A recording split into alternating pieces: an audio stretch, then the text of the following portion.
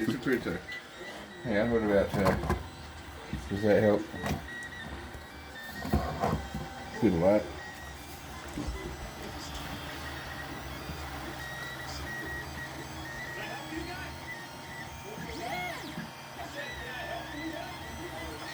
This stuff here being so like floppy causes this to happen. So there's a bit of cleanup involved. But you can see how rubbery it is. Which is an 8-bit computer.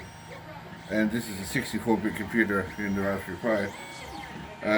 So basically what I've done is I've told the programming to do all of the actual thinking on a 64-bit computer, and then telling this part of the computer to only push the motors around. Yeah. And it's made it run faster and shit. And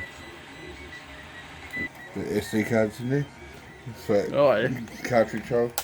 But the cartridge